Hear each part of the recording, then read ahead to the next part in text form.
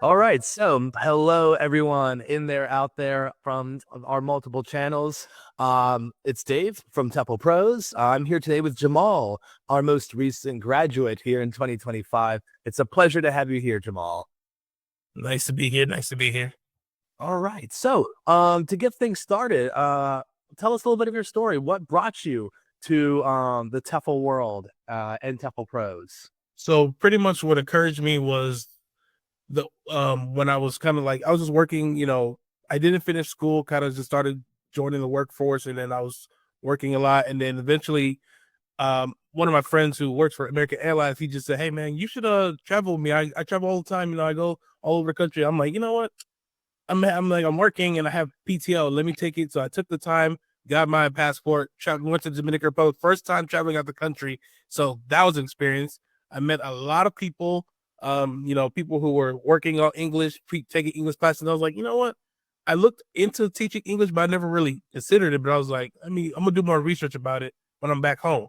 So eventually, I looked at different courses and stuff like that, and TEFL Pros came up, and I was like, okay, I like what the course is offering online, the time frame, and I decided to jump right into it. Awesome to hear. Awesome to hear. And did you have any when you were signing up for it? Because you said this is something that might be a little bit new to you. You saw people who were just learning English and things like that. Was there any intimidation factor when you were starting the course? It's just pretty much you're jumping into a new career field, so you're going into teaching instead of just everyday working at where I was. I was like, okay, this is just a new field, so at times it could be intimidating. You're like, okay, you're not too sure about it, but it's like a leap of faith, and I just took it and just went with it. That's awesome. That's real awesome. And now you're on the other side. You are a certified English teacher. That is it's an awesome feel. So how was the course for you when you were engaging with it? How did it affect you personally?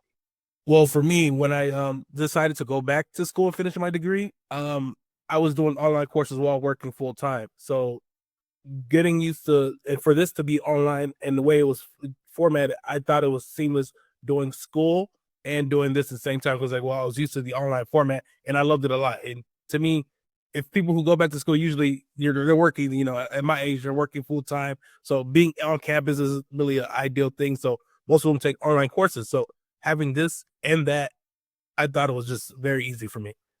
And you were also in ninja mode because you were also taking other courses as well Yes. while doing this course. Yes. Yes.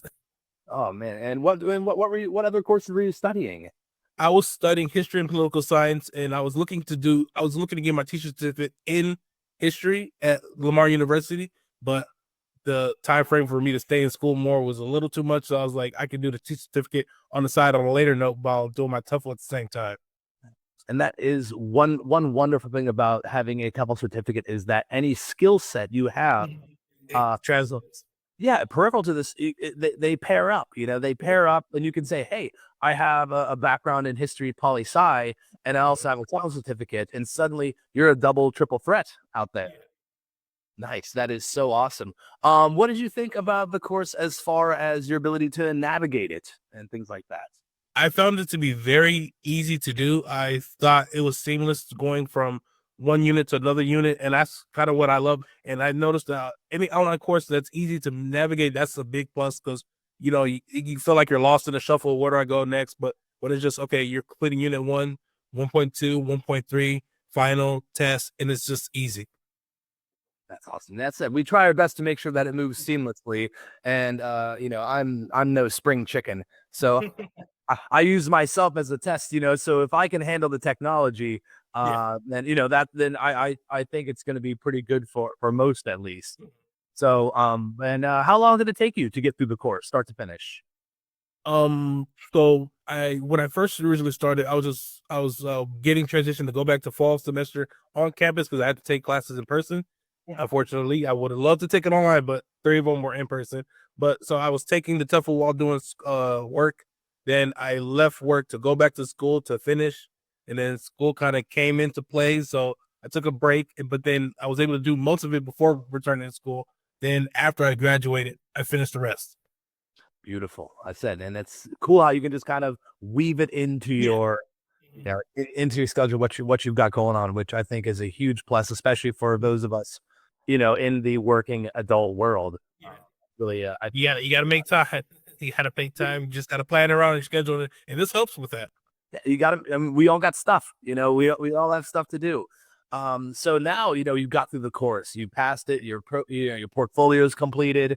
So it's kind of like, I know we have the Super Bowl coming up in a week. So what they always ask you at the end of the Super Bowl, you just won the Super Bowl. What are you going to do now? So you finished your course. What's the plan, man? So the plan is to either get some experience homebody in Texas, or eventually travel. And I was thinking about going to teaching in Asia. My top three were Japan, South Korea, and Thailand, and then also South America countries, Costa Rica, Dominican Republic, and then try to do that either by the end of this year or beginning of next year for sure. That's so awesome to hear. I think you'll definitely find a lot of work in a lot of those places. We have connections in actually most of those regions that you mentioned. So I think there's a lot of very excited students who don't even know that you're going to be part of their journey now. So let's say someone else is thinking about taking this course. What advice would you offer them? I would say try to look at it. If you can make it into your schedule. If you feel like you may a little be hesitant, just try to like look on the bright side, because this is a very good course certificate to have. It's helpful for future if you feel like you're kind of stuck in the mud of where you're doing and you're looking to jump into a new career field. This may be the thing for you.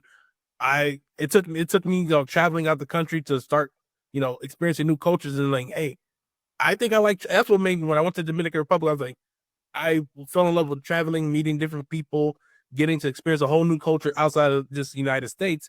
And that was that's a big kind of like jumpstart for me to want to travel other places. So, I mean, for my advice is to, think about it. It is a leap of faith, but I for sure tell you, you'll feel grateful at the end. Awesome to hear. And it can be. It can be for a Yeah. lot of us who've taken the TEFL course. It's something we may not have heard of before, something Mhm. that, you don't even know enough about it, because we all know about being a firefighter, right? We Yeah. know the general description, even if you're not one, police officer, things like that. But TEFL teacher, just, you don't know until you know it. Um, Exactly. so, but either way, we are so excited to have you as part of the postgraduate family, and we're excited to get you out to those Asian countries. Maybe drop you a little bit further south into Southeast Asia. And Mhm. before we go, of course, I got to ask you this because it's coming up. Do you have any skin in the Super Bowl? Oh, you put me on the spot.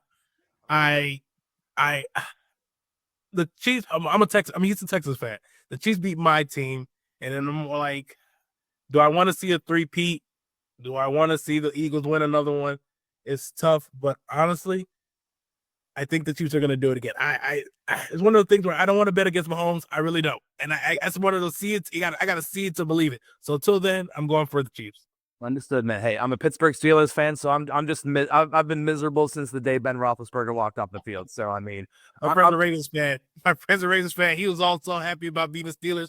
Following week, what happened? what happened to all of us? It's just nothing but sadness and misery and the same Super Bowl 2 years in a row. So either way, Jamal, we're so grateful to have you here. So so awesome you're able to get through this course, and once again, a bright future awaits you, and we can't wait to be a part of it. Thank you very much. Thank you very much as well.